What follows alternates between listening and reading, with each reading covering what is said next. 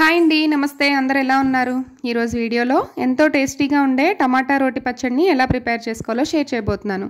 ఈ పచ్చడి రైస్ ఇంకా టిఫిన్స్లోకి కూడా చాలా టేస్టీగా ఉంటుందండి. సో దానికోసం ఇక్కడ నేను 1/2 కేజీ టమాటాలు ఇంకా 10 నుంచి 15 పచ్చిమిర్చిని తీసుకుంటున్నాను. ఎప్పుడైనా సరే ఇలాంటి రోటి పచ్చళ్ళు చేసుకునేటప్పుడు కారం ఎక్కువగానే ఉండాలండి, అప్పుడే పచ్చడి టేస్ట్ బాగుంటుంది. సో ఇప్పుడు దీన్ని ఎలా తయారు చేసుకోవాలో చూసేద్దాం.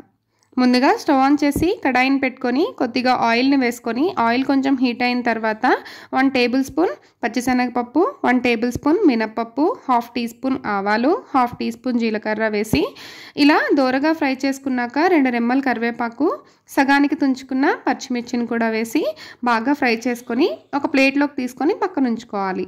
ఇప్పుడు అదే కడాయిలోకి 1 టేబుల్ స్పూన్ ఆయిల్ వేసుకొని ఆయిల్ కొంచెం హీట్ అయిన తర్వాత పెద్ద ముక్కలుగా కట్ చేసుకున్న టమాటాలని 1/2 టీ స్పూన్ పసుపు, కొద్దిగా సాల్ట్, కొద్దిగా చింతపండును కూడా వేసి ఒకసారి బాగా కలుపుకొని మూత పెట్టి మంటని లో ఫ్లేమ్లోకి అడ్జస్ట్ చేసుకొని మధ్య మధ్యలో కలుపుతూ టమాటాలు మెత్తగా అయ్యేంత వరకు కుక్ చేసుకోవాలి.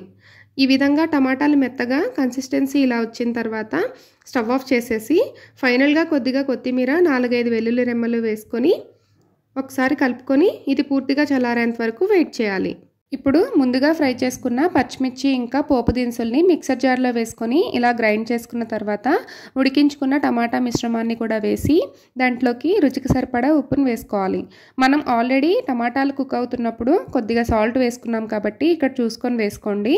అలాగే టమాటా పులుపుని బ్యాలెన్స్ చేయడం కోసం ఇక్కడ నేను చిన్న ముక్క బెల్లం వేస్తున్నానండి.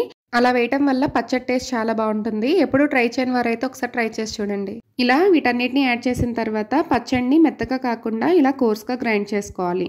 ఇలా గ్రైండ్ చేసేటప్పుడు అస్సలు వాటర్ అనేది యాడ్ చేయకూడదండి. అలా చేసినట్లయితే అప్పుడు పచ్చడి టేస్ట్ అనేది అస్సలు బాగుండదు. అలాగే ఇలాంటి పచ్చళ్ళు చేసేటప్పుడు మిక్సీలో కాకుండా రోట్లో రుబ్బుకున్నట్లయితే టేస్ట్ చాలా బాగుంటుందండి. నా దగ్గర రోల్ లేదు కాబట్టి నేను మిక్సీలో వేసుకుంటున్నాను.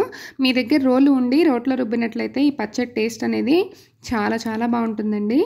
సో ఇలా గ్రైండ్ చేసుకున్న తర్వాత దీంట్లోకి ఒక మీడియం సైజ్ ఉల్లిపాయని ఇలా పెద్ద ముక్కలుగా కట్ చేసుకొని మిక్సర్ జార్లో వేసి జస్ట్ ఒక పల్స్ ఇచ్చి ఆపేసేయండి. ఇలా పచ్చడిలోకి ఉల్లిపాయని యాడ్ చేసినట్లయితే మనం తినేటప్పుడు క్రంచీగా ఉల్లిపాయ ముక్కలు తగులుతూ టేస్ట్ అనేది చాలా బాగుంటుంది. సో ఇంతేనండి, మై ఫేవరెట్ టమాటా రోటి పచ్చడి ఈజ్ రెడీ. మీకు కనుక రెసిపీ నచ్చినట్లయితే ప్లీజ్ లైక్ చేయండి.